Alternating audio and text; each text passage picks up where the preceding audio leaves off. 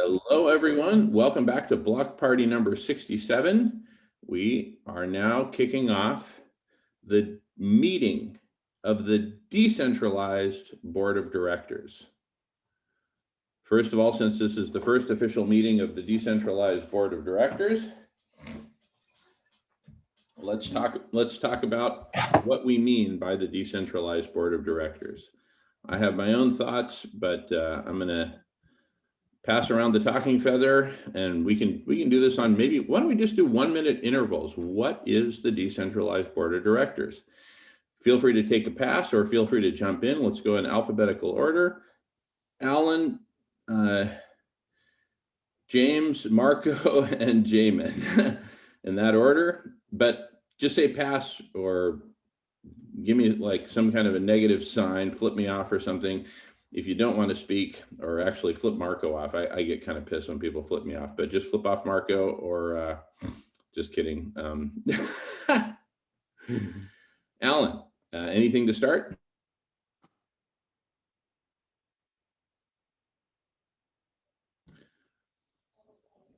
All right, you're on mute, and that's okay. I'll take that as a pass.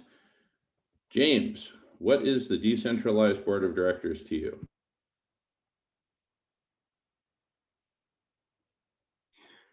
I'm trying to come to a like that term to me. No, board of directors. I automatically think of business, but I know it's completely the opposite to business because it's decentralized anyway. Like, but it's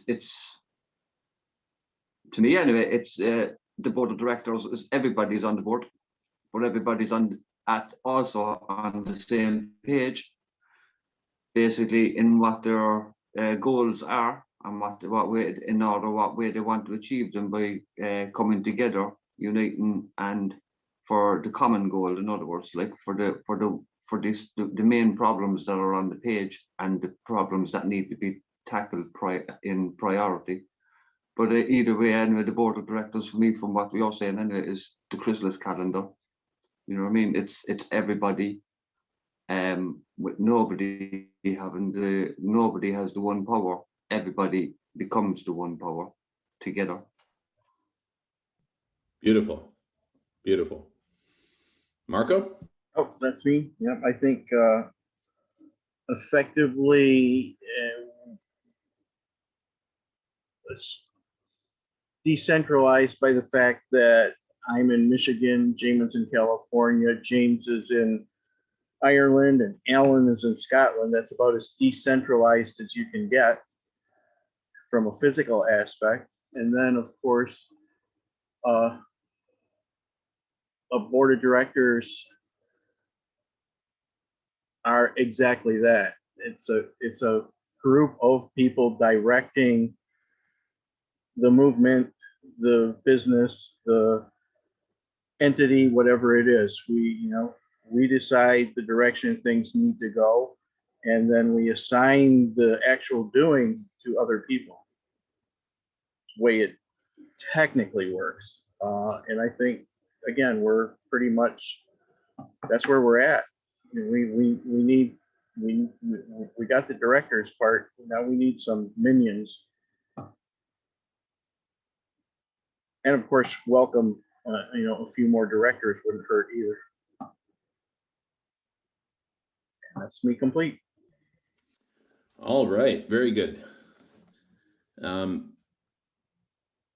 Thank you, everybody. To me, the decentralized board of directors is it's the coming together to give direction, as you said, Marco and James, give direction to this. And it's decentralized in the sense that anyone can join. It's open, whoever, and if new people pop in, welcome. So it's totally open. It's an open door, and soon we'll be broadcasting this anyway. We are recording, so we'll publish it. And it's to give direction to what exactly? To what we're doing here, to our part of the chrysalis. We are a cluster of imaginal cells within the chrysalis, and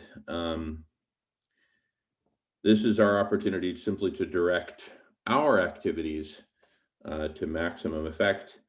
And we've got, I outlined some topics that I'd love to go through, some areas really, which are, to kind of put some order to it, I would propose goals, strategy,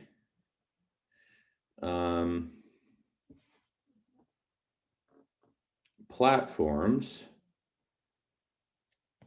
topics, story, and then finally SWOT analysis, strengths, weaknesses, opportunities, threats. Anyway, that's what occurs to me. Anyway, and I'll pass the talking feather. We can go around as many cycles as long as more than one of us have things to say. So passing the talking feather. Alan, you're up if you'd like, or take a pass as you wish.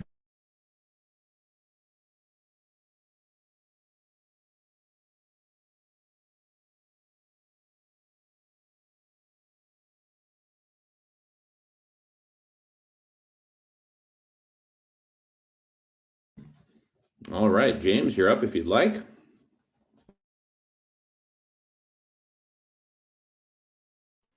Like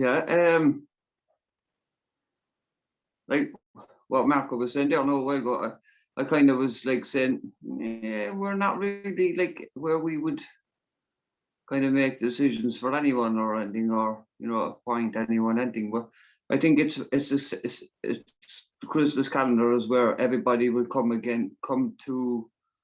they come voluntarily, obviously, because they have the same train of thought and they have the same passion to save, heal, and transform life on earth anyway. So whatever they end up coming and whatever they end up contributing is all for the greater good, but it's all done voluntarily, and nobody's given orders, nobody's, it's just cooperation, basically. And that is exactly what we need at the end of the day. I mean, as we were discussing earlier, the chrysalis can form into a butterfly without the imaginative cells cooperating. So that is what we need to do, is just get the imaginative cells together and get them to cooperate. As simple as that.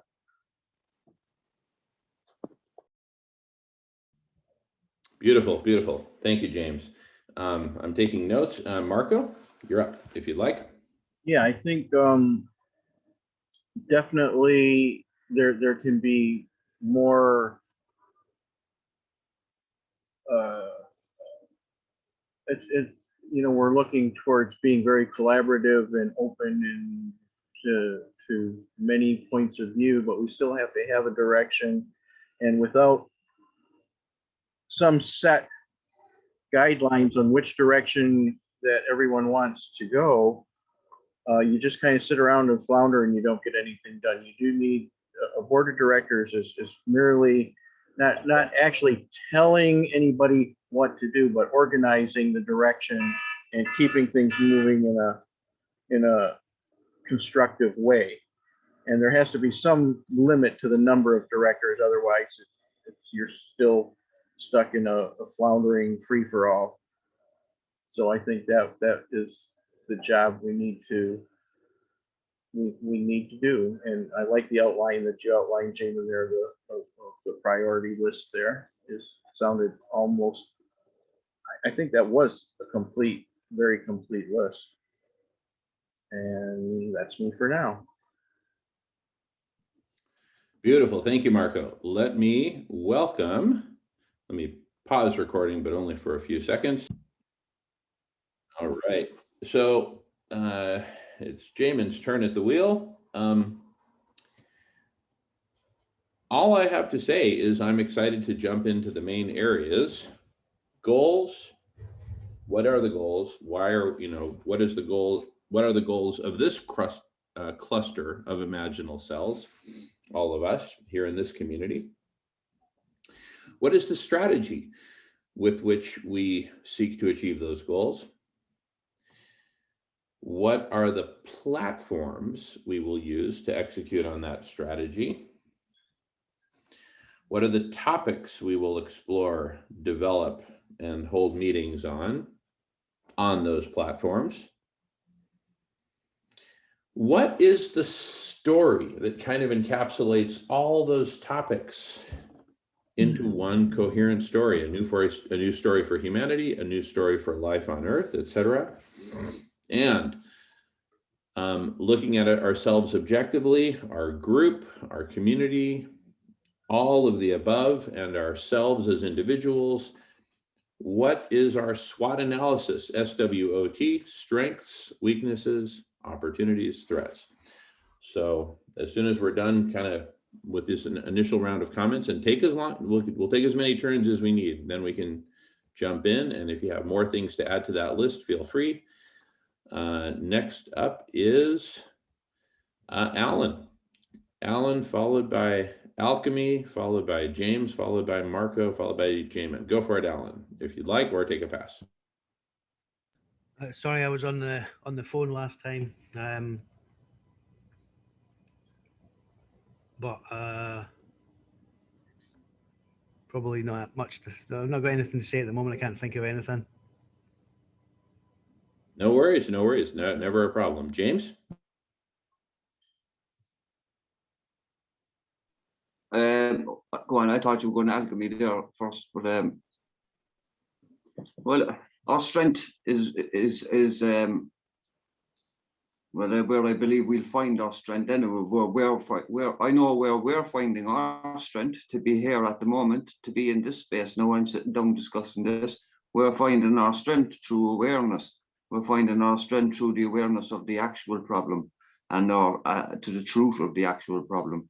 And that's where we're finding our strength. We're finding our strength because we know that we actually have, the capability of doing something about it, but it must be done collectively. That's where the urgency comes in, because we need to have the collective. The collective also have to be aware. So we have our strengths are together, and our collectiveness and our inbuilt desire to help each other anyway, you know what I mean, for the greater good. So that's one of our strengths, but our weakness is our separation from what I can only consider as a misinformation and lack of truth about what our situation really is. I don't know, that's about it.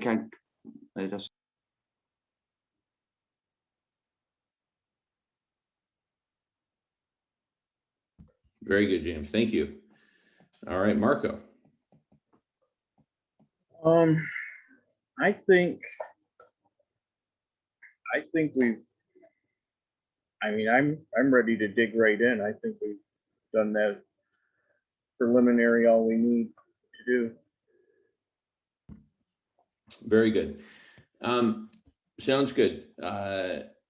Any other comments before we jump in and work our way down the list? Goals, strategy, platforms, topics, story, and SWOT analysis. Any other comments?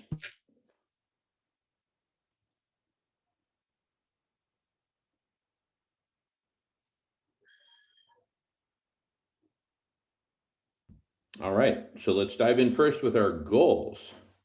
And again, these don't have to be long. If we dispense with goals in 3 minutes, that's fine. For me, there are different levels of goals, and we were talking about this on our last meeting, actually on Monday, with L1, L2, L3, and L4. I think our L1 goals are the physical goals of saving, healing, and transforming life on Earth. L2 is what are the transformations that humanity needs to go through in order for us to play our critical role as caretaker species in achieving those L1 goals. So level 1 goals, again, are physical: cool the planet, stop the decimation of the biosphere. Those are the main ones. Cool the planet, stop the decimation of the biosphere, rebuild the Arctic ice, et cetera. It's just physical stuff. L2 goals are the goals of human transformation to facilitate L1, right?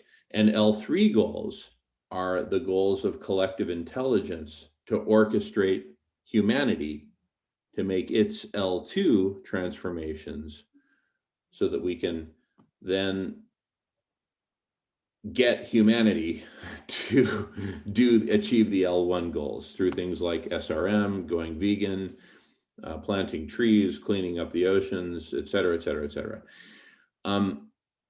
Now, of course, a lot of the L2 goals, the transformation of humanity, are ends in themselves, right? Because let's face it, life sucks. Living on an exponentially overheating planet where we're watching our brothers and sisters murdered, slaughtered, and extinguished, meaning extinction, every single day. Let's face it, this ain't no more fun anymore. And I think that's part of the problem. People are just freaking burnt out by all the destruction. We're kind of deer in the headlights, seeing our brother and sister deer getting slaughtered. And it's kind of like, when is my number going to come up? And some of us are saying the sooner the better. We're just like, we're done. I'm just kind of channeling humanity right now to the extent it's my place to do so. But anyway, I could draw pictures if that would help. But again, L1, what's the physical stuff we need to do? Cool the planet, stop the destruction. L2, how do we need to transform humanity in order to accomplish those L1 goals? And L3, how do we leverage collective intelligence? How do we build, evolve, and leverage collective intelligence to accomplish L2 and then L1? So within L2, it's feed everyone, for example. Anyway, any comments or questions about that framework of goals? It's just one possible framework. If you have another framework, please feel free. If you want me to draw pictures or have questions, let me know. Passing the feather. Just a question about the L1 and the L2. Is L1 supposed to be prioritizing those are the number one goals? It's kind of more like a sequence thing. So let me go ahead and screen share, and I'll draw a little picture here. So here we go. All right. So think of it this way. We want to L1, like if we do nothing else as a species, it's to accomplish the L1 goals of, cool the planet and save the biosphere. Cooling the planet is probably the single biggest thing we can do to save the biosphere, but stopping the chopping down of forests and enslaving animals for animal agriculture, et cetera, is a close second. And then there's a bunch more. But these are the physical goals we need to achieve. And anyway, bottom line, those are the L1 goals. The L2 goals are, what are the goals that we need to accomplish in terms of human transformation? These are the human, how do we need to transform humanity?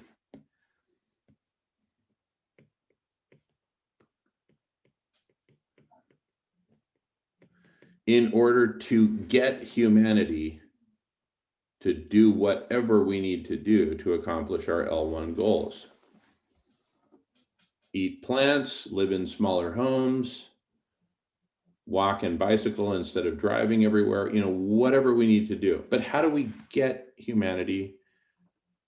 What are the human transformations that we need to accomplish? Right? Well, we need, transformations in terms of our culture. Human culture. I know there's a bunch of cultures around the world, but there's also a dominant culture, which is basically, a culture of hoarding and a culture of dominating. We need to come up with a new story for humanity. We need to, I'm just going to draw Maslow's pyramid here. well, both levels. Maslow is up to self-actualization. At the bottom, it's food, water, shelter, etc. ... And then finally, Hey man, yeah, I think we need to really completely refocus all of our energy. I mean, what you're saying there, you've said that to Marco before, you've said that to James before, you've said that to myself before, and the 5 people who might watch this on YouTube, you might have said that to them before as well. But how do we get that next 1,000 people in here? I mean, 4 of us are not going to be able to change anything. How do we get that next 1,000 people in here? And is there something we could do, not next Friday, but is there something we could do right now? Could we actually just pause for 10 minutes and go and invite 10 people each, bring them in and talk to them about it? Is there something we could do right now? I hate to be impatient, but the guy who came in the other day who really annoyed me and said, "Why have you not signed up to my app yet?" Like, I mean, I didn't like him, but I love his energy. well, first of all, I don't know who you're referring to. Which person was that? Or did I miss them? David Whale Pinto. app. David, was it David Pinto?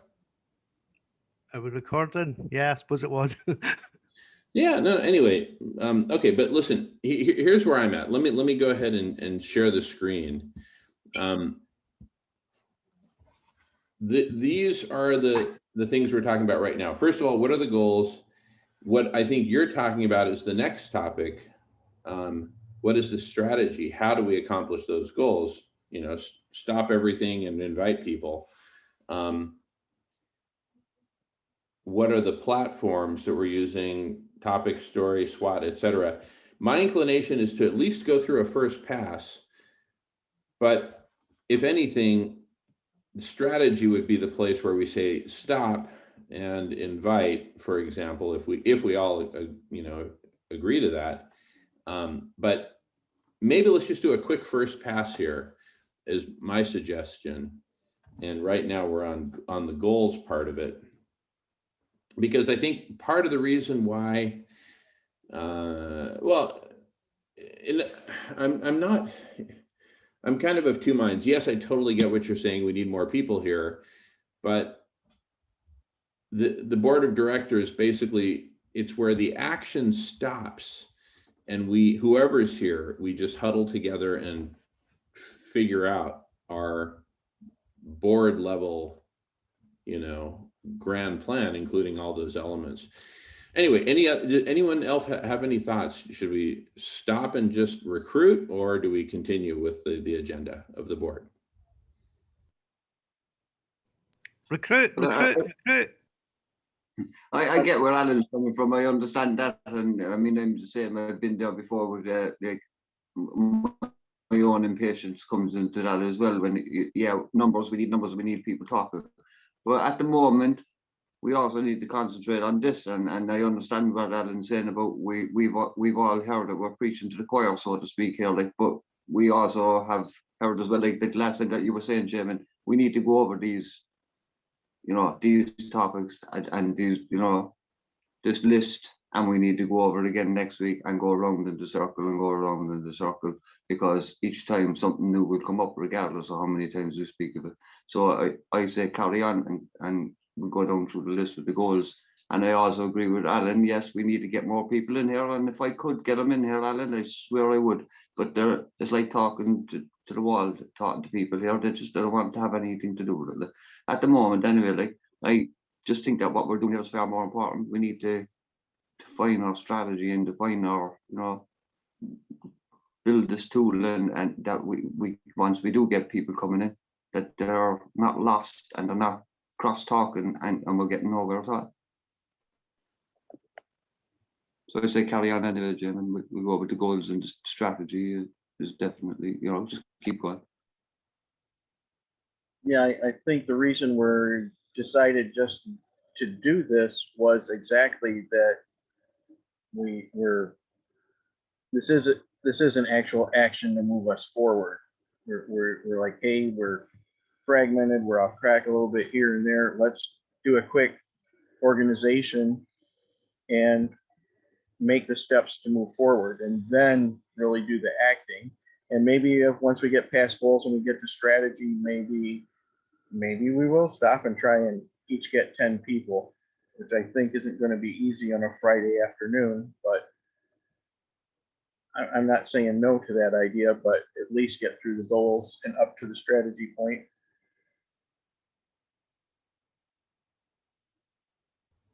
Very good, very good. All right, so the consensus is onward. And by the way, I can't emphasize this enough. These can be very quick. Boom, boom, boom, boom, boom, right? If there's no objections, no edits, we just move on, right? And then if the next thing to do is invite people, great, let's do that.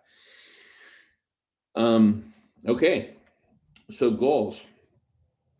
And again, the point isn't to be repetitive or preach to the choir. It's just to have a complete holistic overview and just get it down. Anyway, so back to it. We've got the L2 goals of human transformation. And to make that happen, we've got the L3 goals of collective superintelligence. How do we build out the collective intelligence so that we're smart enough to essentially retrain the dog of humanity, right? By getting more numbers. No, Alan, I hear you, and to a point, you know, you're right. But we've agreed let's work through the agenda, because right now it's just becoming an interruption. More numbers, more numbers, more numbers. Let's get through this agenda, and then we can figure out A, do we want more numbers, and B, how do we get them, right? But let's get through the agenda first, is my point. Anyway, anything more to say about goals? Do you guys like the L1, L2, L3 framework? Do you not like it? Am I missing a level, etc.?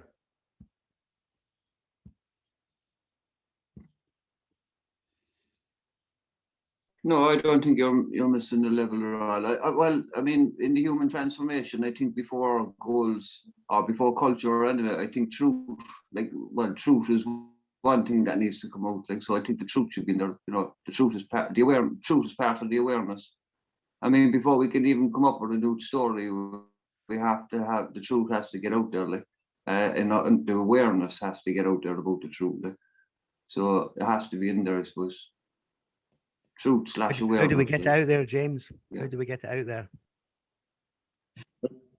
Well, this is the point. Like, from what I can gather, what we're doing here is like build a strategy, build a plan, build a chrysalis calendar, get it up on Trove, and just when you have the tool, then you start getting out there and getting. It's easier to explain to people when you have a tool rather than coming in and at the building of the tool stage, because you know.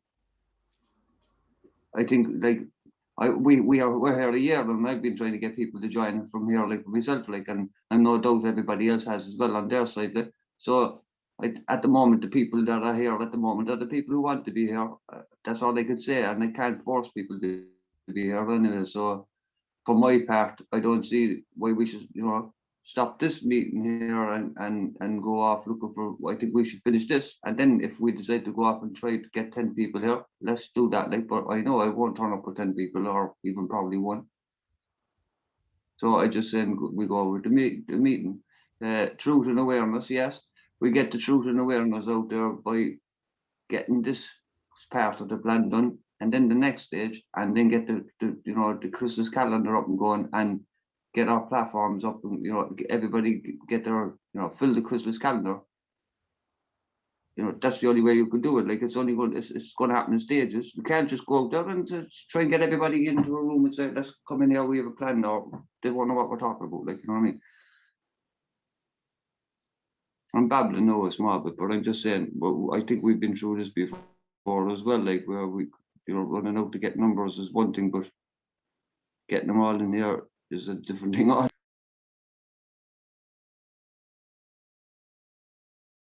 As I said, that guy who came in, it was kind of annoyed me a little bit, because he was like saying, "Why is nobody signed up yet? Why is nobody signed up yet?" But at the same time, it's like I thought that's the kind of energy we need, but harnessed properly. Well, I think, I know it's not it seems like not everybody got as excited as I did when we actually had one person show up in the campfire here asking for Shannon's Zoom room, Gaia's Zoom room, because he found it on the Chrysalis calendar. But it works. You know what I'm saying? We've got a tool, we've got to build it out, and that's going to help us. That's really going to help us attract people. I mean, if with just the handful of people that are on it now, it actually got even one person, is, you know, I think pretty impressive. I'm not sure that anybody else feels the same way. But the potential is there. Like, you know, it's not launched yet. It's alpha testing, not even beta testing, you know? So once it gets launched and it's officially on Trove and we can advertise the URL, we'll get the people.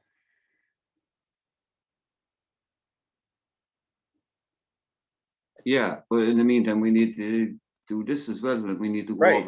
over it now, because we need to have our story right for the people. Like, you know what I mean? We need to, what is our fucking story here? Like, what are we trying to do here? Like, we need to have that right. Like, so before we go rushing off trying to get the people, and we need to get the catalyst or the Chrysalis calendar built out right and everything to have it right for when. And as we get through this list here, we'll get to the tools and the OBS broadcasting studio type things that have to be done. We're making the plan to move forward. I mean, we're taking a concrete step. So let's just, I think we're on to the next level, right? What's next? All right, very good. You know, I've actually added something to the agenda. So after goals, strategy, platforms, topic, story, SWOT, the final one is a plan. That's where we crystallize it all into a plan. Here's a 6-word acronym. The 6 Ps. Prior planning prevents piss poor performance. We don't have a plan, right?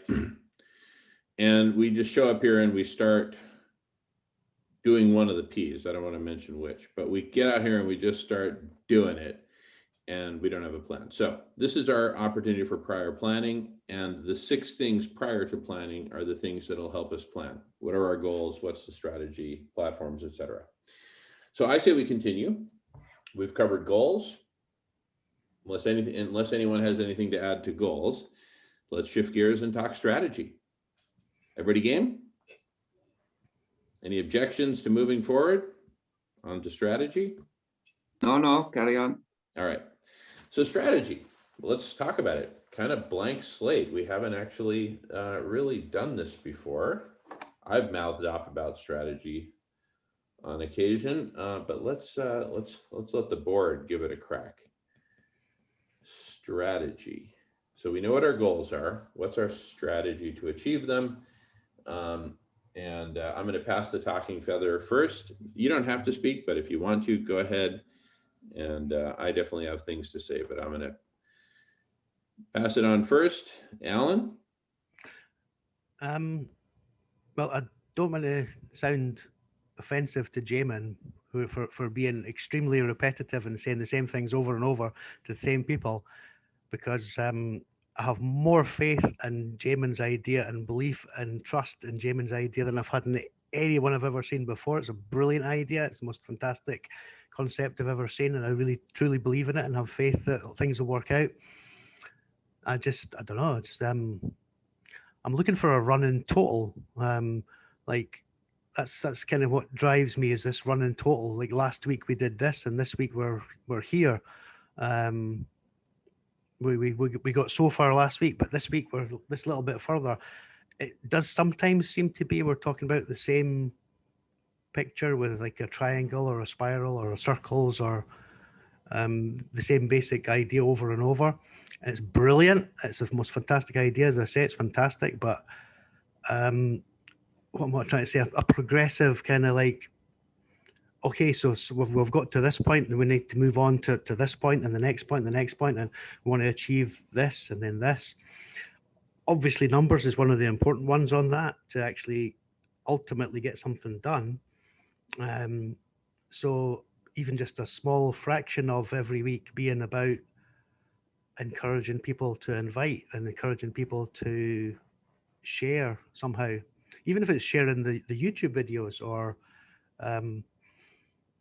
although as me and Marco and I think yourself, Jamin, have discussed, the YouTube videos, it'd be brilliant if we could get like the highlights. So it's just the most impressive moments on, put them all together in one ultimately viral shareable video that really draw people in.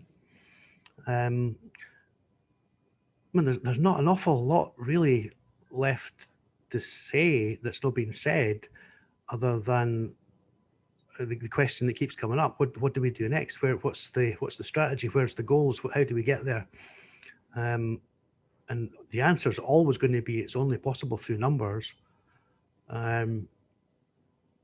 Which brings me back to my little peevement at the moment. It's like, how do we get the numbers? We need numbers. All right, thank you. Oh, good. Sorry, Marco, go ahead. Yeah, no, definitely getting the numbers is a good part of the strategy, but we need exactly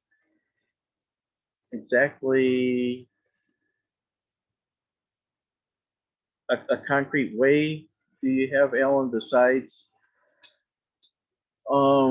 just putting the Chrysalis calendar trove to work, get it, we can not coming together right here, but yeah, get the numbers. What's your strategy to get the numbers? Do you really think you can come back here in an hour with 10 people if that's what? And how would you do that? By calling people, messaging them?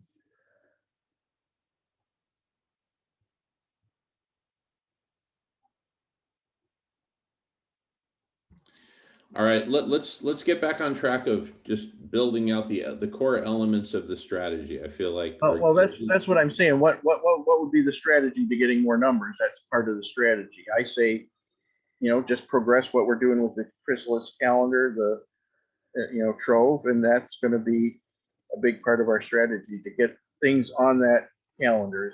Is that not part of the strategy?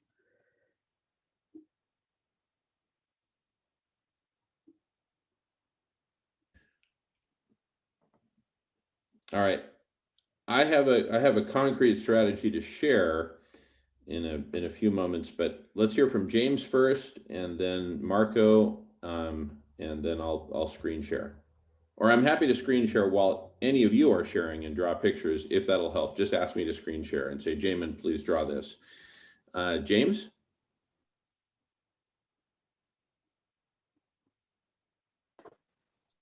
Well,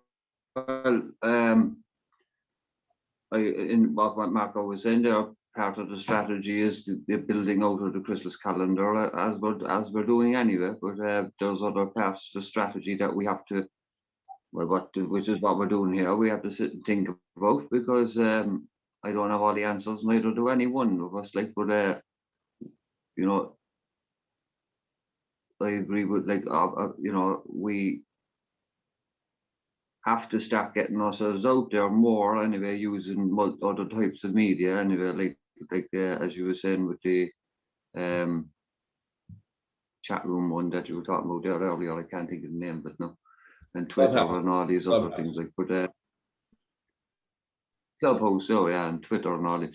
Yeah, we need to, that's another part of the strategy, using those platforms and getting out the name of Chrysalis calendar and all this. So, but again, I don't have all the answers. So this is why it's necessary for us to talk this through.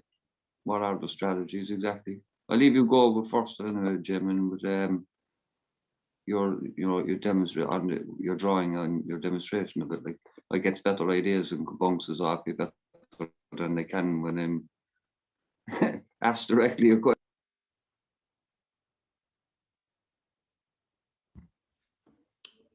Very good, very good. All right.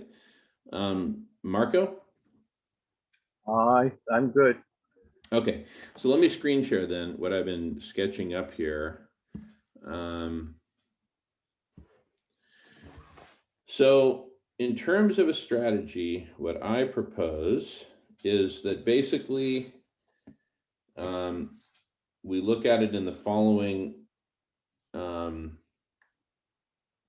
list of elements. The first is we crystallize our story, which I think we've got pretty well down. That'll be a pretty short exercise. Then we get ourselves up on Clubhouse and start telling that story. Okay. That will attract people and drive people towards the block party primarily and other meetings. The block party is really our jewel in the crown. But then there's also other meetings that we're going to have up on the Chrysalis calendar. And then anyway, but that's kind of like pillar number one, strategic pillar number one. Get our story down, get up on Clubhouse, start telling our story, and drive people to the block party. Pillar number two is, as you've all been saying, as we've all been saying, get the Chrysalis calendar built out. Okay, that will drive people to the block party and its various meetings.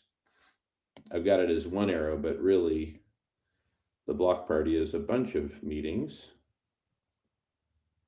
And then I've got and other meetings on the Chrysalis calendar.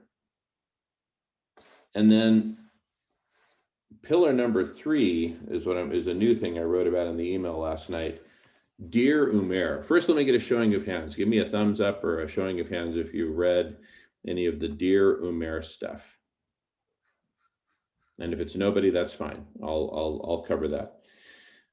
Okay, Dear Umair, Umair Haque. Raise your hand if you've read any article by Umair Haque, whether you got a link to it in one of my previous emails or. Yeah, I read a little on some of the links that you shared on the email a little last time, but not all of it in depth, like, because it was fairly long. Okay, so Umair Haque is the best contemporary writer I know of. That's not really saying a lot because I don't really read a lot lately. I spend most of my time here repeating myself to you guys. I'm making a joke. But hopefully I'll get a chuckle out of Alan.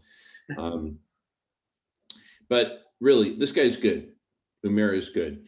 He's kind of, I would say, what Guy McPherson is to the natural world, Umair is to the human world in the following sense. Guy McPherson is cataloging how quickly the natural world is going to hell. Umair is doing a great job cataloging how quickly humanity is going to hell. And we can take some time and read some of his stuff or not. But give me a thumbs up or raise your hand if you've ever heard of the following column. This may just be an American thing, so I'd be curious to know about what the guys in the lands, my shorthand for Ireland and Scotland, if the guys in the lands have heard of this. Raise your hand if you've heard of Dear Abby. Dear Abby. Okay. Abby was a famous columnist, and people would write to Abby and say, Dear Abby. Okay, Alan says no. Huh? I've heard of it, yeah. I actually haven't read her column because I only heard of that. That was years ago. I was only young, so I wouldn't have been reading her column anyway. So. Yeah. If I'm right. Okay, but you at least heard of Dear Abby. Okay, the fact that you've heard of her is significant, and that's what I really wanted to know. Okay, so 3 out of 4 of us have heard of Dear Abby. I'm thinking of starting, not a column, but a YouTube playlist called Dear Umair, where we basically say, hey, Umair, We read your stuff. We love it. You're providing a really great analysis of how screwed up humanity is and how quickly we're going into this, how quickly we're accelerating down the death spiral. Dear Umair, we're here to talk solutions with you. Okay, including the 3 levels of goals, L1, L2, L3, strategy, plan, Chrysalis calendar, collective superintelligence. This is the going beyond just cataloging and analyzing the problems. So anyway, back to screen sharing here. Dear Umair. So Dear Umair will hopefully bring Umair to the block party. And I'm telling you, if we get Umair onto the block party, and he's like a really nice guy, he's really humble. He's like not at all an asshole. He's the coolest freaking guy. Maybe part of our plan will be for me to read an article or 2 from him. We've got that slated for later on tonight, but I think James and Alan might be passed out by then.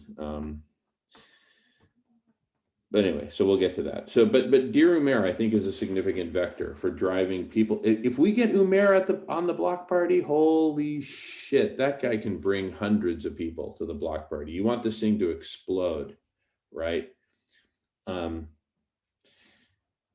He's got the potential. That could be. Yeah, go That ahead. could be. Yeah, that could be. That could be useful in just in not just in that with Dear Umair, if we think about it there, like I've seen a number of YouTube videos there with Noam Chomsky, and that man has a great following as well, like, but I've seen a number of his talks there now on Democracy Now! Interviews, and he's been talking about the climate, and yet he's still not actually given the true picture, because he advocates for the zero carbon as well, like, you know what I mean, and he's not mentioning the true facts. And I know he said that Guy McPherson was an idiot or whatever, but in something like to those lines, like, but that's my point. If we had a Dear Noam Chomsky and if a few people talking and just asking Noam questions, pondering why he thinks that way, confused as to why he's not aware of the full facts, given that he's such a knowledgeable guy. Like, if you could coax him on here as well, like, that would be another. Yeah, I think it would be about 1,000 times harder to get Noam Chomsky here than Umair. I think we could get Umair on here. And if we start, the thing is, I went last night when I had this idea, it had crystallized, I went ahead and bought the domain names dearumair.com and dearumair.org.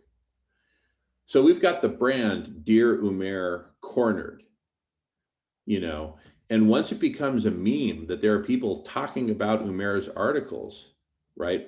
I don't care whether Umair is the first one to join us for the Dear Umair meetings and recordings, or if a dozen of his fans join us. If a dozen of his fans join us and you've got a dozen people in this room, 20 people in this room talking Dear Umair, he's going to watch those videos and he's going to say, holy shit. Even if he doesn't come on himself, but he starts referencing what we're pounding the table and saying, Umair, consider this, consider that. He'll write about it. And he's such a good writer. Anyway, back to strategy. We'll bake that into the plan or not, but that's part of what I'm proposing for strategy. And guys, chime in here. I'll write it up on the board for strategy. But we've got Dear Umair. That's another vector. So I've got 3 main pillars. Clubhouse. So the 3 main action items are Clubhouse, Chrysalis calendar, and Dear Umair. Notice that each one of these, 1, 2, and 3, have 3 immediate goals. Get more people to the block party, get more people to the block party, and get more people to the block party. Okay, you listening, Alan? You happy now? We've now got a strategy to get more people to the block party. Okay, 1, 2, 3. Again, the block parties are jewel in the crown, right? It's a little bit rusty. It needs an oil change, right? But it's kind of our racehorse right now. So, thank you, Alan, for the heart. Now Alan's in love, right? And by Clubhouse, no, I assume you also mean the likes of Twitter and Facebook as well. Like, we need to start hashtagging the name Chrysalis Calendar and the Block Party and conversation.cc, and that's, we just need to start networking, as the people say. Good point. Let me get that up on I actually wasn't including that. I was just talking about Clubhouse. I'm really kind of dissecting this and breaking it down into its parts. But I would say, let me add a fourth pillar then, because that's a good point. Let's say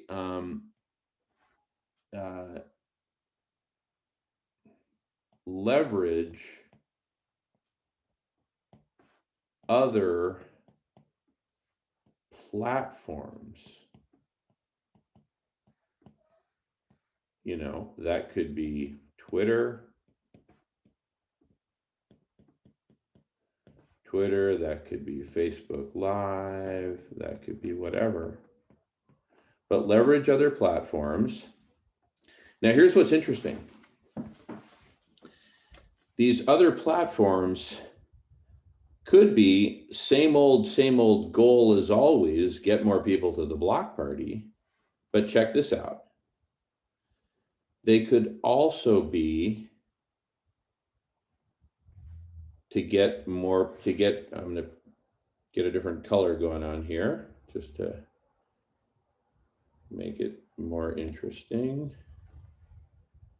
They could also be to get people to come to go straight to the calendar. They could be to get people to come to our Clubhouse meetings. Or again, to our other meetings, including Dear Umair meetings, right?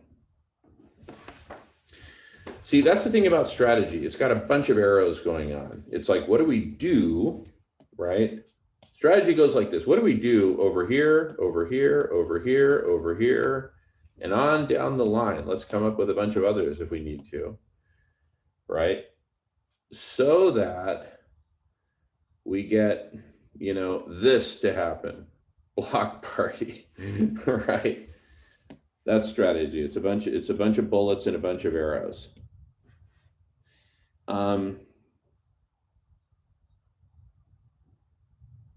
But it all starts with a starting place.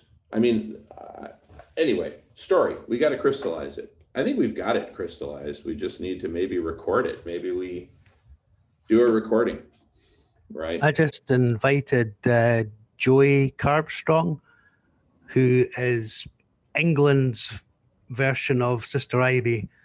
He feeds people vegan food and he does regular YouTube videos on veganism. I just invited them to come and join the Zoom call. Nice, perfect, great. Thank you, Alan. Thank you for two reasons. Number one, for tapping into the whole vegan channel, and it sounds like Hemel is another in the UK.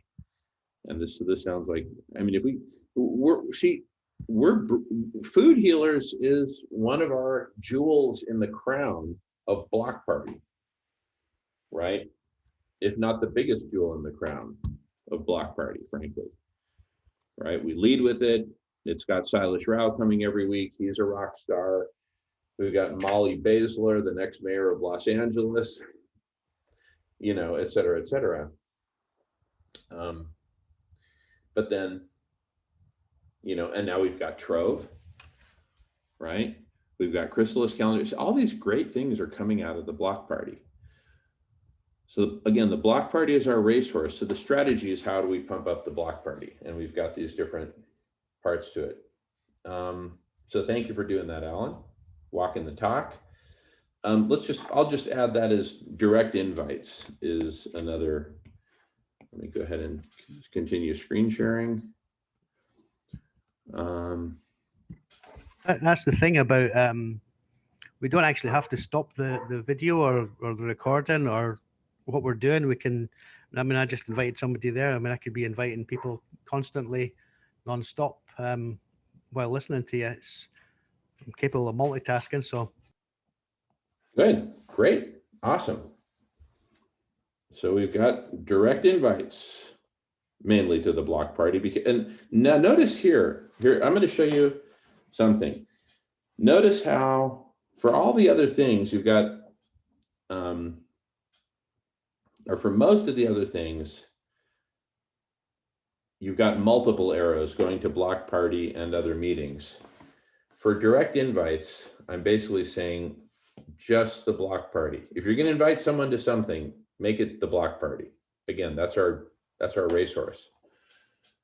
I'm kind of glad some of the fanatical vegans aren't here to hear me say that, because they beat me up anytime I talk about animal exploitation.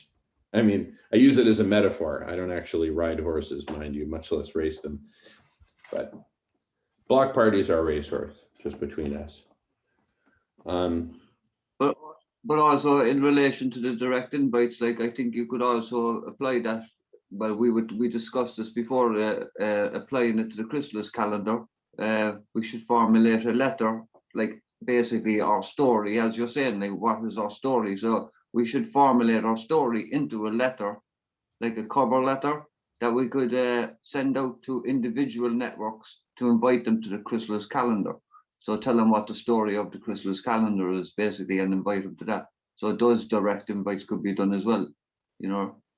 So I like it, James. I like it. So I'm going to put number 6 would be invites. And here's the thing, invites for others, other groups, other individuals to post on Chrysalis calendar.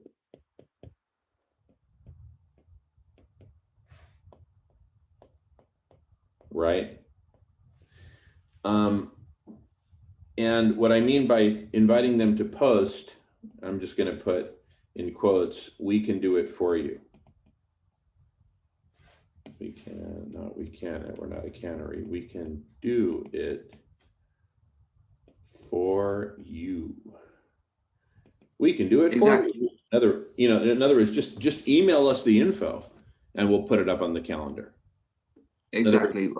We're basically giving them a service, if you think about it, like you know what I mean? Just a platform advertising their platform, and they're still just doing their thing, but they're advertising through the Chrysalis calendars. And look at where this arrow goes. It goes way back up here, and it goes boom. This pumps up the Chrysalis calendar. It pumps it full of content. Right? You see that? Everybody see that?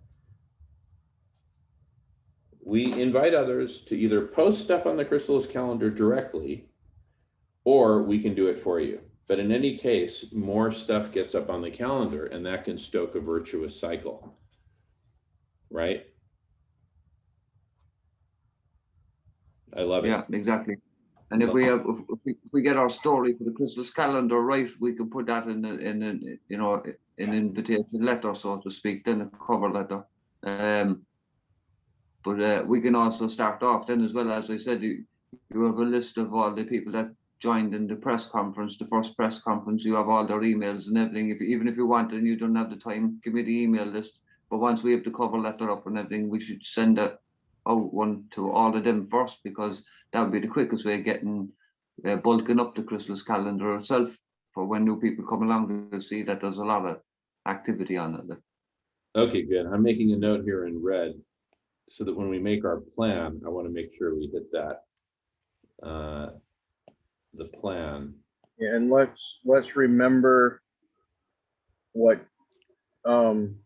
Vincent has asked, that we don't really push it too hard right now until he's ready, which is a little confusing. Yeah. No, I don't think that's pushing it too hard. And here's why. It's not like we're posting it on Facebook for 1 million people to see. James is talking about hitting our sweet spot. These are people who we already know, they know us, and a lot of them already know Vincent. Vincent was at the press conference, by the way, back in November. Right. He didn't get to talk because some people got too loquacious. But he was there and he appreciates it. So I think he'd be cool with it. We don't even have to ask. He's cool with it. So good one, James. Direct hit. Thank you, James. I will send James list. That's super cool, James. On what Marco's saying there, about not wanting to invite too many people to Trove because you're not ready yet. Can't we get people ready in advance by, I mean, having a Facebook? We've already got a Facebook group. Is it the ICIC group? I think we've got one. Invite a lot more people to that and tell them about Trove. Tell them it's coming soon. Tell them that they can sign up soon, and some other, you know. I mean, we probably don't like Facebook very much, but I mean, it's not that we can't use it to, you know, steal all their members and bring them all over here. Well, that would be what I was just about to say there. At the moment, Vincent is very much just still getting things going with it, and you know what I mean. The last thing I think he would want is to have it advertised on Facebook, because they're like, as we were talking a while ago, the pariahs. Like, Yeah, he literally said, don't go posting it on Facebook. What I'm saying about posting on Facebook is posting coming soon on Facebook, which doesn't give them a link, doesn't give them any access to it, but lets them know it's there. And once it is available, there's a whole load of people ready and waiting to go on. Yeah, I do like that idea. yeah, but you're also putting a big target on it straight away from Facebook. That's what I'm saying. If people are talking about this thing like on Facebook, Facebook becomes aware of it, and then they're going to zoom in on it, and then you're going to try to destroy it, and you know, the way what we were on about earlier. So I think we should just respect fucking Vincent's wishes there, and just stay away from the Facebook when it comes to advertising anything about Trove or anything else like that. You know what I mean? But what we're talking, what I was talking about was, I don't think we can be too worried about being destroyed before we're even born. We've got to look at the, well, let's bring in Jesus. Jesus was willing to sacrifice his life to martyr his cause, and we now run the calendar of reality on his birth. So he kind of made a big impression, but he wasn't worried about, you know, being found out or stopped or anything else. If you've got the right idea, if you've got the right motivation, you've got the right goals, and you're going in the right direction, then tell everyone, let everyone know. Once it's ready, it's ready. It doesn't mean that they get to have the link right away. It doesn't mean they get to join right away, but there's no reason not to be inviting people now. if you by inviting people on Facebook, you mean privately and your own friends and that, yeah, of course. Like, I mean, that's, but as you said, you can't. I'm only saying respecting Vincent's wishes as to not be leading people to the Trove website at the moment, anyway. And he definitely did mention about avoiding Facebook for any communication about it for a while, anyway, until he's ready to launch and be damned with it all. Then, like, you know what I mean? Yeah, we'll definitely respect that. Not invite anybody to the actual page until he's ready to have that. But to invite people to be ready for it, I don't see any reason why not. I'm going to pause for a quick second. All right, after a brief pause, we've talked goals, we've talked strategy. In the process of talking strategy, we've talked platforms. Any other platforms or anything to say about platforms before we go on to topics? And we're taking the spiraling method here. So if there's more to say about strategy, we'll pick it up on the next lap around the spiral.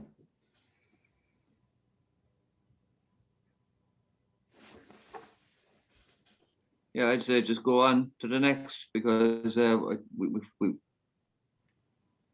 that's all I have to say on platforms anyway for the moment. Anyway. Very good, very good. Same here.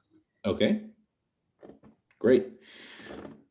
So let's get on to topics. And I think we've also covered topics to a pretty good degree for a first pass anyway, when we talked about goals.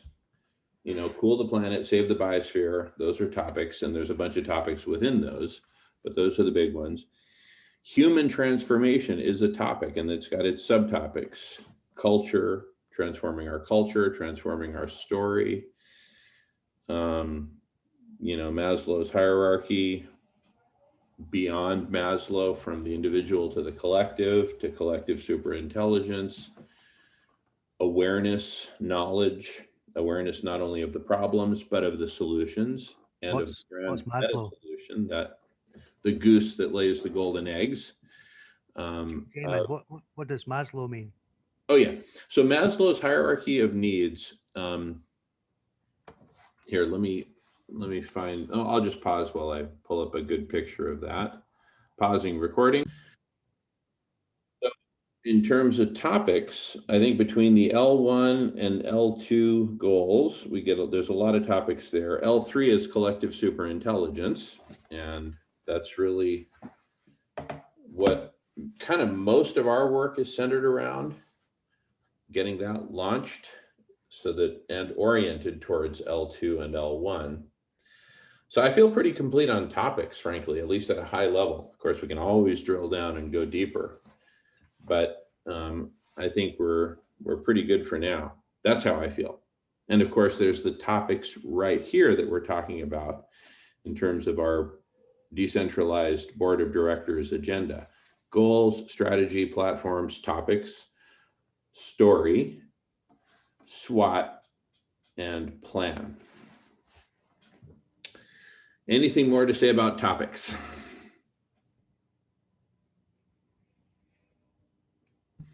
And I just have one more thing that I'd like to add about topics, which is that as we flesh out our our main high-level topics, we make sure that there are meetings on the Chrysalis calendar for each of those, whether we're hosting those meetings or someone else is, right?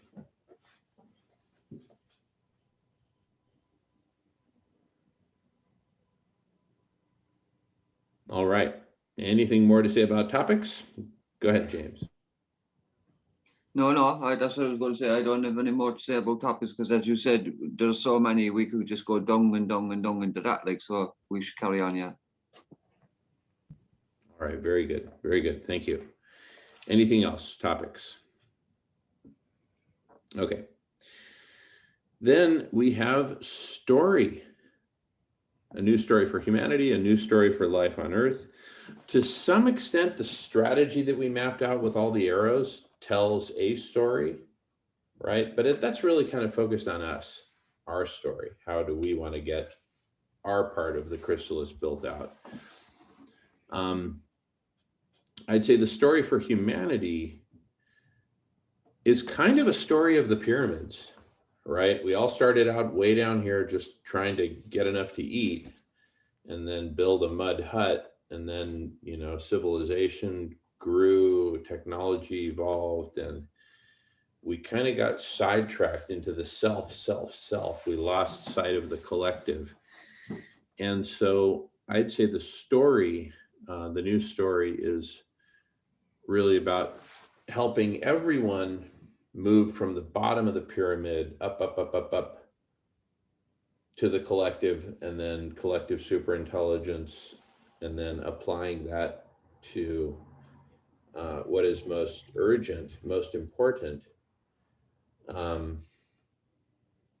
And the application of collective superintelligence really, for me, goes in two basic directions: helping more of humanity work its way up the pyramid, and then helping Mother Earth save, heal, and transform life on Earth. So for me, that's the story in a nutshell. Helping more. That's more numbers. Thank you. Yeah, totally. That's a huge part of the story. That's kind of like where we are now in the story. Is we've got the story down and we need to share the story and get more people participating in the collective superintelligence.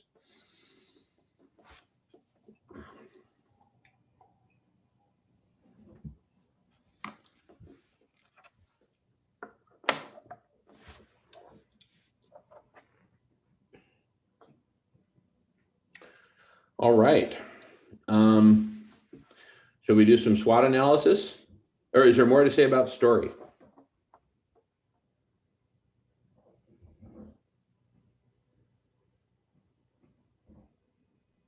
Going once, going twice. Getting unmuted.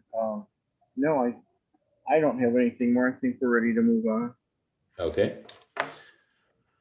So from story to SWOT, strengths, weaknesses, opportunities, threats. And I think we can just do this in no particular order. Let's just start talking about it. Our strengths, our number one strength is that we are a cluster, however small. And I'd say, don't judge us by our numbers. Just like Yoda said, judge me by my size, do you? Mm-hmm. Right? So let's not judge ourselves by our size in terms of numbers. Let's judge ourselves by how badass we are. We are a cluster of humanity in a really screwed up world that is coming together to save, heal, and transform life on Earth towards collective superintelligence. That for me is the definition of badass, right? Look up badass in Webster's dictionary or the Oxford dictionary or whatever the bleep. It'll be a picture of the four of us meeting and talking about saving, healing, and transforming life on Earth using collective superintelligence. That's badass. That's badass.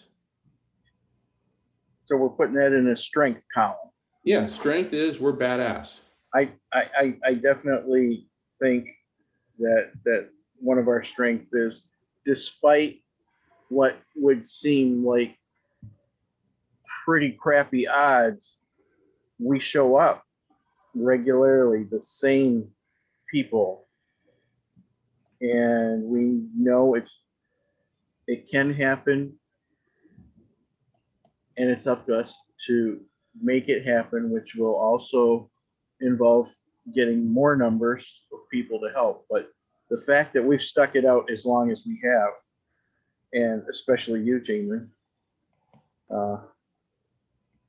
you've got a couple more years on this than we do, and we're running out of time, but I think we're just still barely in the window, and I think that's one of our biggest strengths. We have commitment. Good.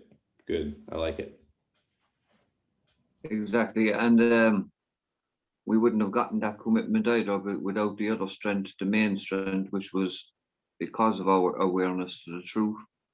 Because once your eyes are open to the truth, there's nothing else you can do. You can't turn away from it. You can't, there's no going anywhere about it. Like you're immediately not concerned about the self like anymore. Well, I'm not anyway. Like I'm concerned about everything, like everyone, like, you know what I mean? Because that's what's at stake.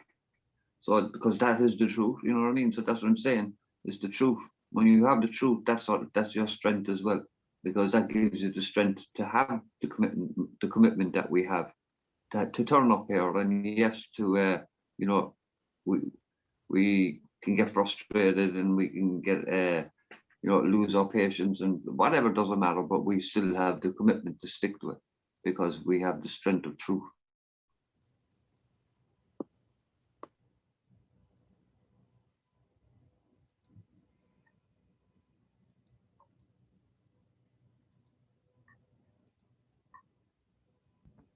Beautiful. I would say another strength of ours is our openness, right? To people, to ideas, and related to that is our welcoming, our ethos of with you here now it's perfect. Sure, that it elicits a chuckle, but it's also a deep truth. We are, so open that, anyway, go ahead, Marco. No, I just had some started playing in the background. I can figure out where it was. Okay. And James, what you're saying about our getting the truth, that's part of what makes us badass. We have seen the truth. We see the truth of what's going on and what can go on. The truth of the problems and the truth of the solutions and the truth of the grand meta solution, collective superintelligence.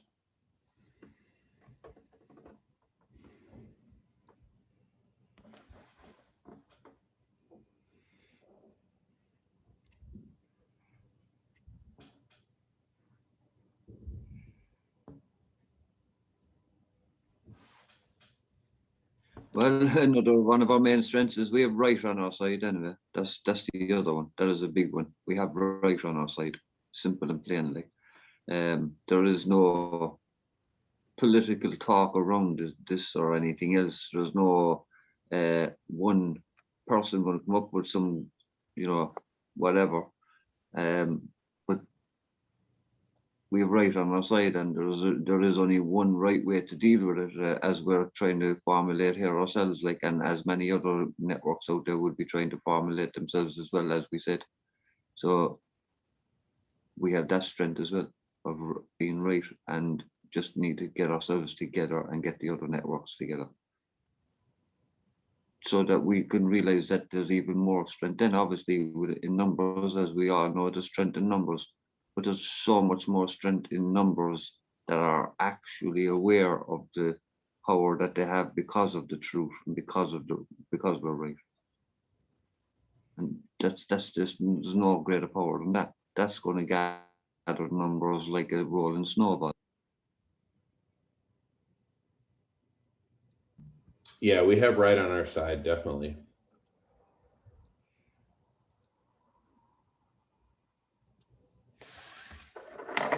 All right, I feel pretty good about. We have a really awesome vision. I mean, like, can't you like taste it? The collective superintelligence that's emergent here. I can taste it. And it's interesting how, like, David Pinto was saying,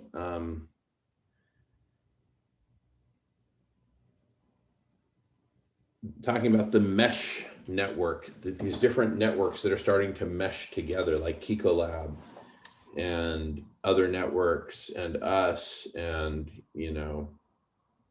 etc. It's like,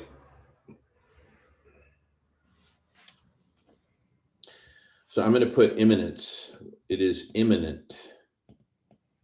Imminence. I like that word. The imminence of CSI. Like we're almost there.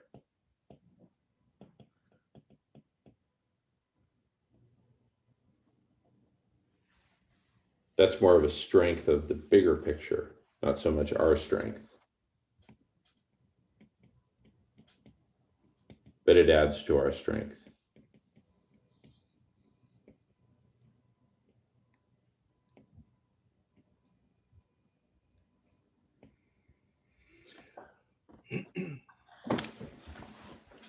All right. And again, we can keep coming back to stuff, but let's talk, I'd say, about weaknesses. What are our weaknesses? Our numbers. We don't have a ton of people here.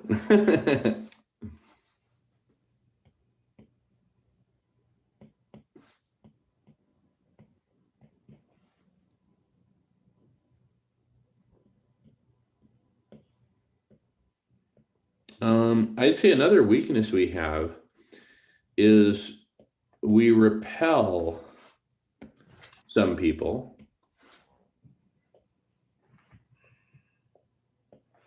We repel some people.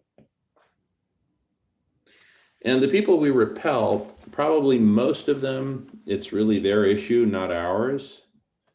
But I think we could be doing more to retain more people who show up. Right? So I think it's fair to say that's a weakness, that we repel some people. We also attract a lot of people. And we're retaining, how are we doing on retention? Here's how it kind of feels to me.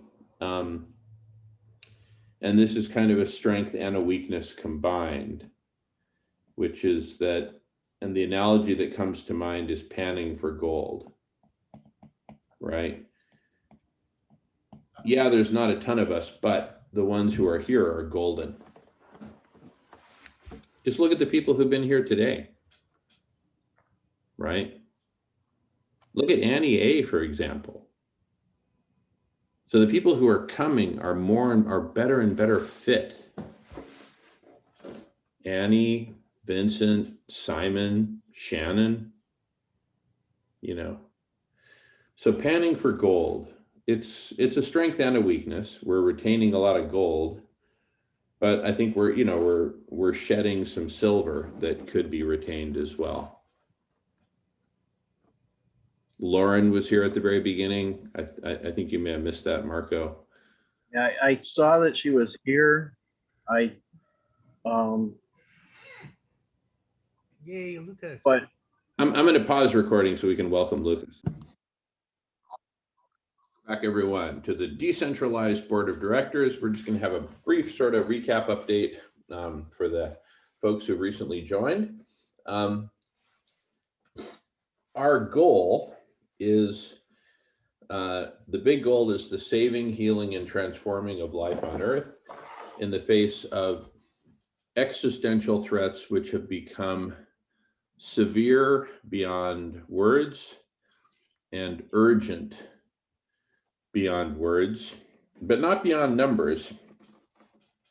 We probably have months within which to start to implement radical course correction changes in the realm of solar radiation management, reflecting a significant portion of incoming sunlight back to space, rather than let it continue to baste an already overheating planet that simply can't take any more.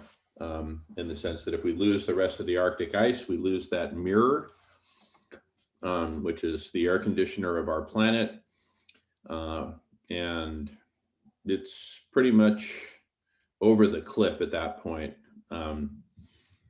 with a very difficult journey back, if not impossible. So the bottom line is we have urgency beyond any words, but not beyond those numbers. We got to do it's basically now or never. And the now that we have to do, let's first talk in terms of physical things that need to be done. We need to deploy on the order of millions of square miles of mirrors, mostly on the oceans, some up in the Arctic, to provide some intensified cooling up in the Arctic. Basically, every photon that's not reflected back into space that's headed towards the ocean gets absorbed by the ocean because it's dark blue ocean water that absorbs light. That heats the ocean, which heats the planet, which melts the Arctic ice, et cetera, et cetera. And so the single most urgent thing that we have to do is solar radiation management, which is something that most people, the vast majority of humanity, has not even heard about, much less has an opinion on. The tiny fraction of 1% of humanity that is familiar with solar radiation management as an idea are actually opposed to it. Why? Because somewhere along the line, someone told them that geoengineering is bad, right? Just like, Lucas, go ahead. Why? Why is geoengineering bad? Well, there's two reasons why people think geoengineering is bad. The biggest is that the most well-known geoengineering solutions that have been talked about or proposed are in fact bad, right? So it's kind of like, I grew up learning that drugs are bad until I found some really great ganja, literally in my 40s. And I said, wow, this stuff is life-changing, right? So, but drugs are bad was a reasonably good guiding light for most of my life. And then I realized that there are good drugs and bad drugs. Geoengineering, most of the geoengineering ideas that have been put forth are in fact bad. Some of them just horrific, like spraying a bunch of chemicals into the atmosphere to seed clouds and stuff like that. Just bad, bad, bad, bad, bad. What we're talking about are actually putting mirrors out there that can be decommissioned, that can be adjusted, that can be strategically located, and don't involve any emissions to the atmosphere or any contamination of the environment. That's a purely good thing. So it's kind of like a drugs are bad kind of, syndrome. Geoengineering is bad. The other reason that people say geoengineering is bad is they're saying even those geoengineering solutions that are benevolent, benign, like the ones I'm talking about, mirrors, they're like, they've come up with this it's one of those arguments that if you articulate it, it makes you sound smart, right? And really informed, right? So it's kind of like an ego trip kind of thing. But the real driver of this argument that I'm about to articulate is that those who are into those who are making money off solar panels and stuff like that, which are a good thing. Don't get me wrong. Solar panels, good. Renewables, good. Wind, it's all good.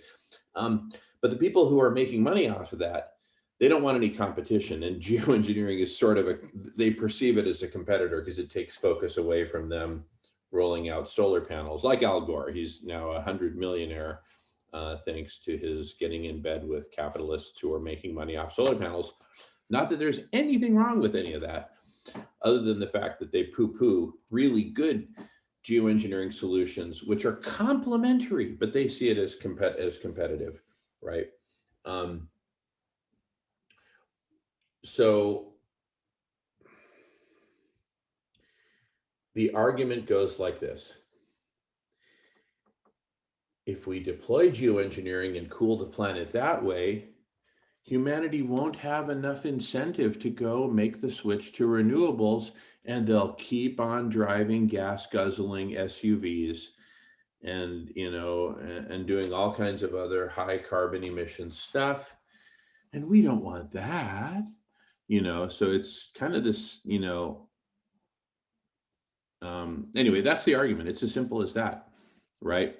And it's kind of like,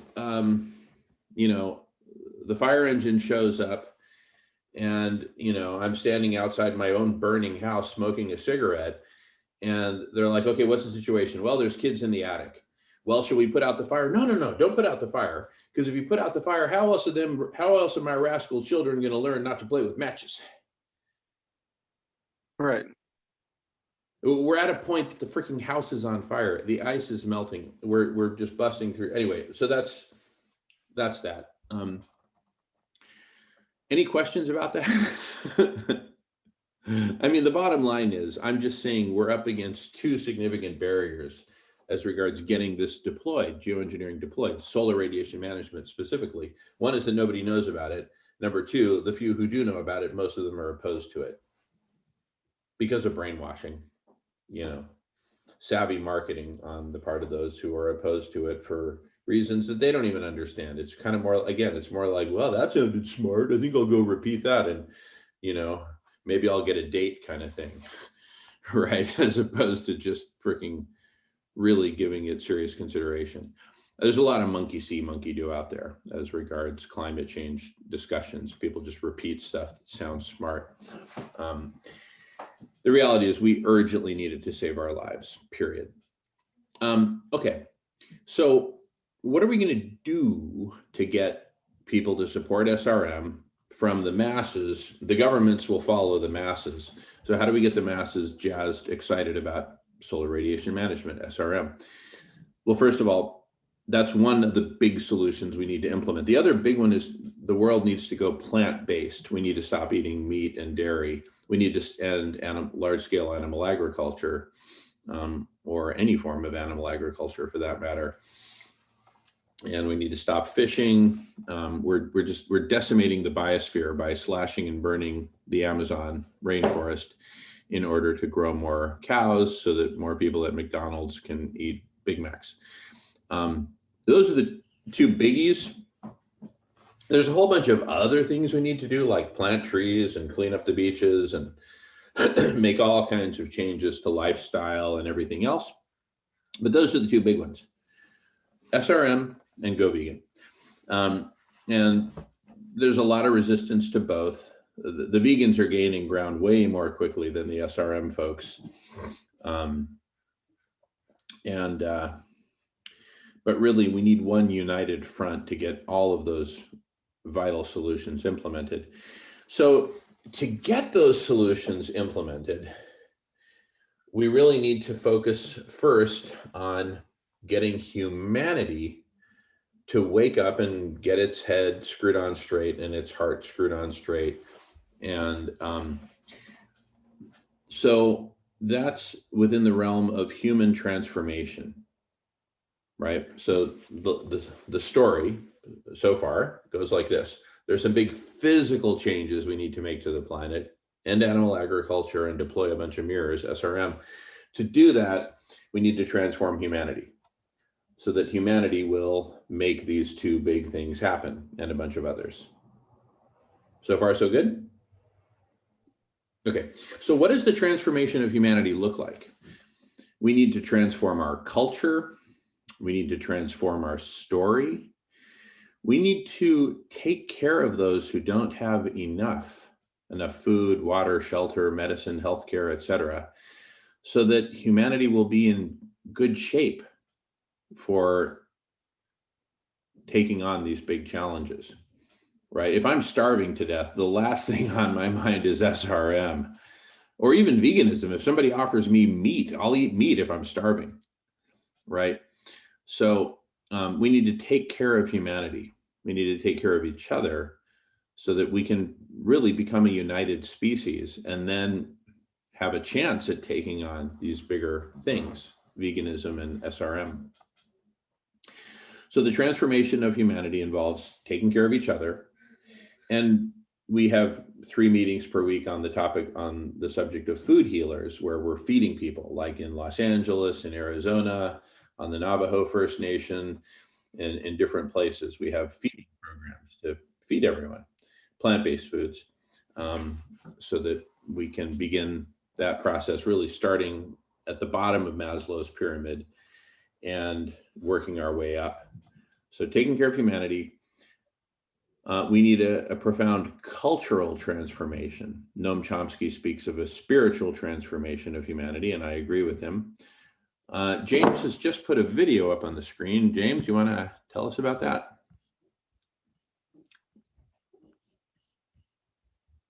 It's not actually a video, Jim, but it is.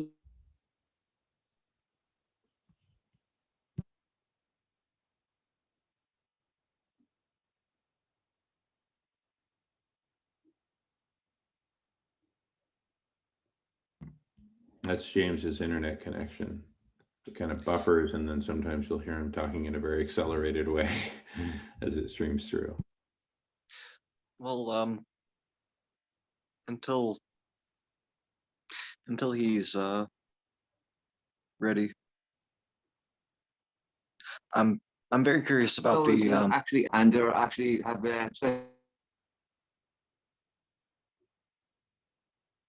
Yeah, James, we didn't hear any of that. You want to try again?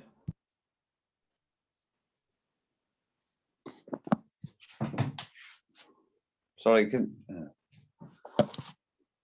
No, we can hear you now, James. We just didn't hear any of what you said before. If you want to try again. yeah, sorry, I'm having very bad trouble with my reception here. You're breaking up a lot for me as well. No, it's not a video. It's a live talk tomorrow evening, in 21 hours at 9 o'clock their time, with Guy McPherson and Kevin Hester, and our special guest is Dr. Ye Tao, giving a talk about the mirror's reflection. So that's on in 21 hours, and it's you can tune in live to the conversation on YouTube, but you can also subscribe to it as well and get in on the conversation if you want.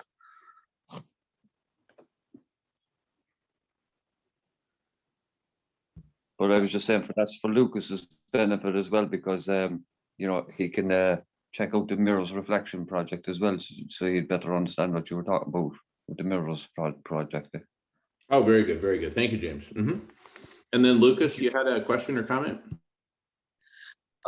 yeah, just with the bringing it to society, how we can bring this idea, and not only that, but the importance to the idea of what it is we're talking about. I'm finding having it where there's a whole bunch of people who have very strong connections to the populace as a whole. I don't want to say Hollywood, but I would say celebrities. There seems to be a resonance that that will be able to grow through, well, talking about things that progresses the Earth's cycles, that actually help, like feeding the world, putting nourishment back into the soil.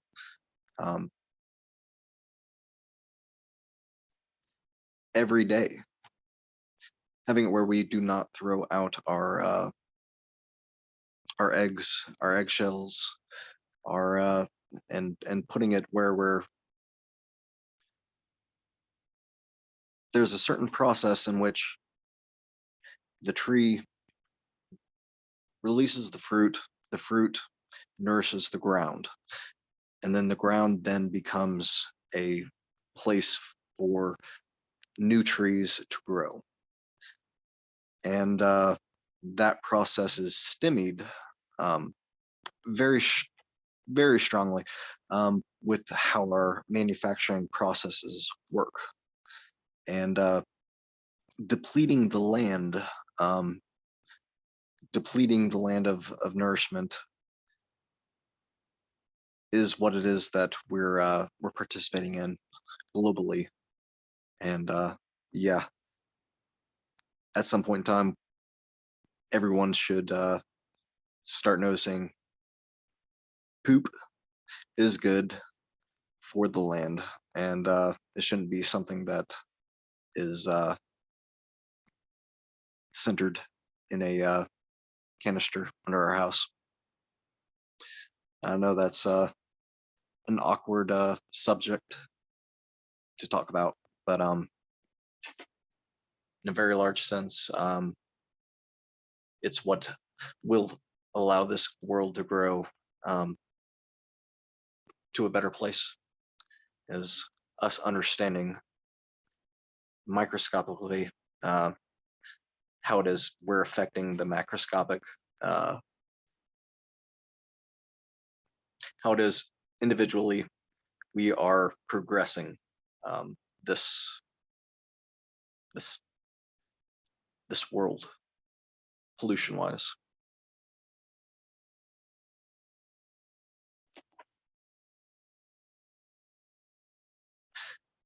But yeah, that's what I have to say today, and how to actually get it out to people.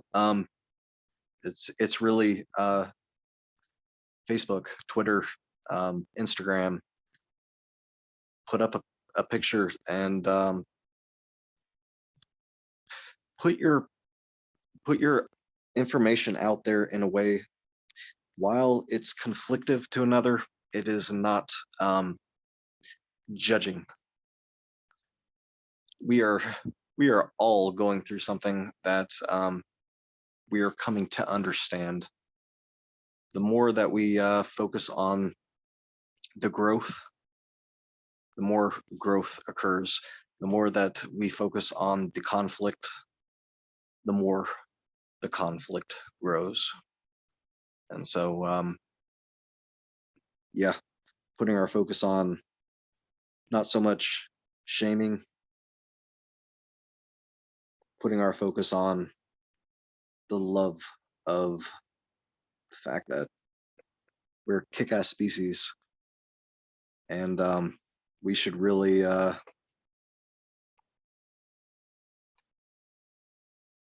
start noticing how important it is. Everything around us.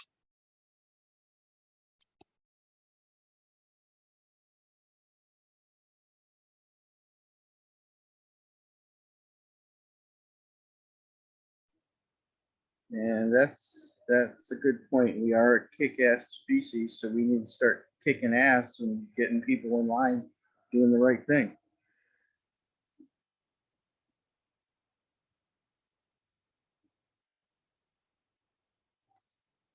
There's a lot of right things that can be done.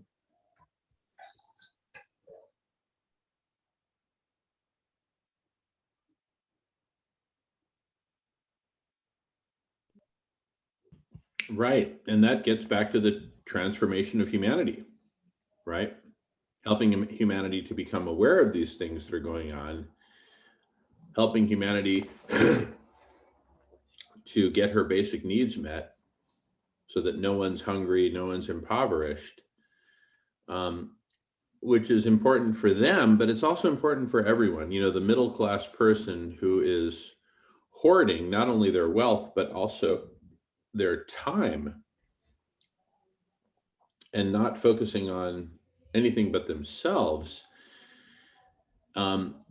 is largely fear-based. People are afraid. Okay, I may not be poor now, but if I don't keep going, working, hoarding, I might become poor in the future. So again, the benefits of taking care of those who are the most needy, the hungry, the houseless, etc., will benefit everyone. And I believe that we can and must achieve a world where everyone's basic needs are met by design, so that precisely we can get ourselves out of this all-day monopoly game of endless individual hoarding as everyone's focus, for the most part, so that we can begin to focus on very seriously and intensively on saving, healing, and saving and healing our planet, our biosphere, cooling the planet, as I talked about with veganism and solar radiation management as the two biggest projects we need to get going. And as we care for our sisters and brothers and help everyone move up the Maslow pyramid beyond the false peak of self-actualization as the highest state, the highest accomplishment, there is collective actualization. Humanity coming together as a collective. That's when we can really become a kick-ass species, as we work together, right? And we have far more latent potential than potential that we've actualized, that we've achieved so far. And now we're into the realm of collective intelligence. But again, collective intelligence so that we can take care of the rest of humanity, folks who are at the bottom or even in the middle of Maslow's pyramid, get everybody up to the top and beyond into the realm of collective intelligence. We need everyone here in this network of conversations. So imagine hundreds of thousands of conversations like this one happening all over the world on all different topics. Some of them are talking about biodynamic farming. Others are talking about woodworking with, you know, limbs from trimmed trees as opposed to fallen trees. Water conservation, soil conservation, composting, education, solar radiation management, veganism, projects for feeding everyone, reinventing transportation, reinventing construction, housing, et cetera, et cetera, et cetera. All these different topics: politics, culture, story, religion, spirituality, yoga, all these different meetings. But as a hyper-connected network, as a vastly connected network of conversations, right? One perfect example of a network of conversations, here we are talking about solar radiation management in the general, and James drops in a hyperlink to a meeting that's going to happen tomorrow that's way more focused on SRM with some pretty badass experts. I'd like to go to that meeting. So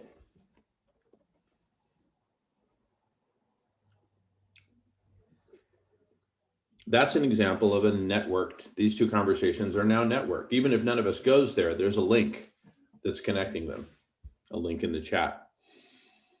Now imagine that in addition to folks like James dropping in such links because they know about them, there are bots or AI saying, I heard you talking about SRM. Here are 20 links for 20 meetings happening in the next 20 hours on SRM. Enjoy.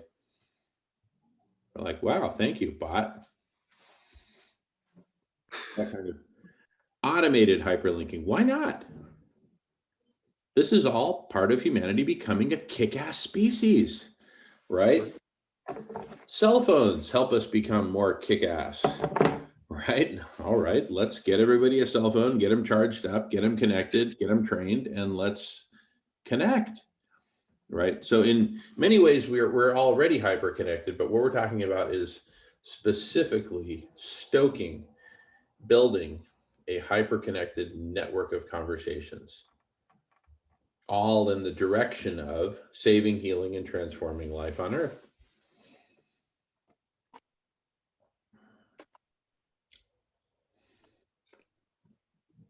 So again, we have the big physical things that we need to do, SRM, veganism, etc.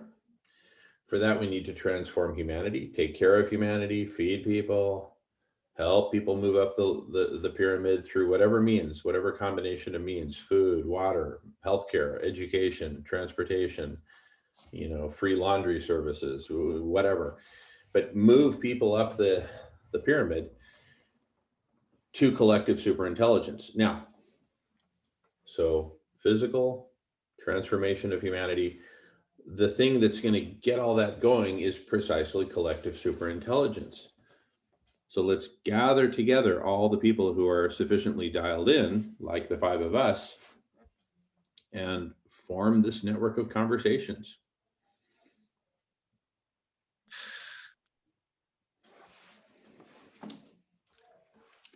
Yeah, go ahead, Luca. The idea that I'm very curious about why this is so. I don't know if it's because the female does give birth to I know a whole bunch of kind of stuff will arise when speaking about this, but I think we should give a lot more to the female nurture, the female mind, the female growth, and that at some point in time there's a incredible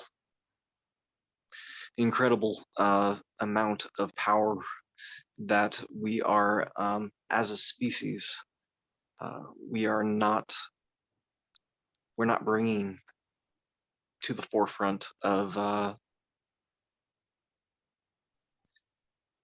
we're not letting the women speak, and we're not letting the power grow that's within the feminine part. And I don't know how to express this altruistically, or I don't know how to express this in a way that is purely accurate. The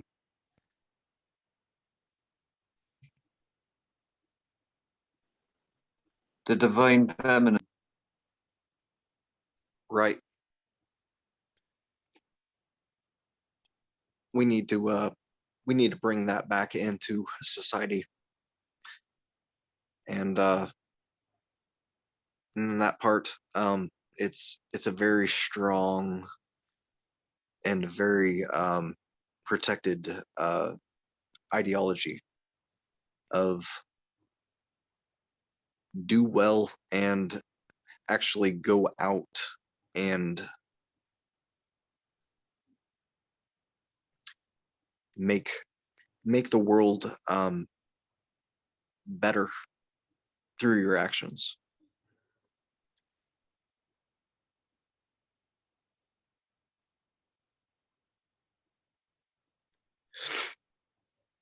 Look each other in the eyes every day and give a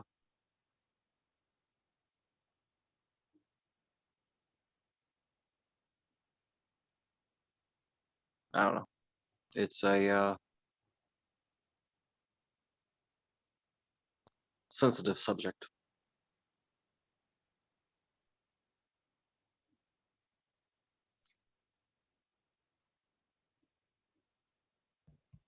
Yeah, good stuff, Lucas. Just as a point of reference to this Zoom room here, we're now on Block Party, Collective Intelligence Block Party number 67. We have this every Friday, Saturday for 24 hours, and this is the 67th one that we've done. The first 30 or so, we had a program called The Divine Feminine, led by my partner, Melissa, and other women, and it was freaking awesome. Absolutely awesome. We had men and women there participating, and but the focus was precisely the divine feminine. Right. So we in this community are big believers and proponents and supporters and participants in those conversations. Awesome. I'm kind of in a farmhouse by myself, so yeah, I'm figuring, I'm making sense of the environment as I go along. Wow. And you're here. I'll pause for a minute.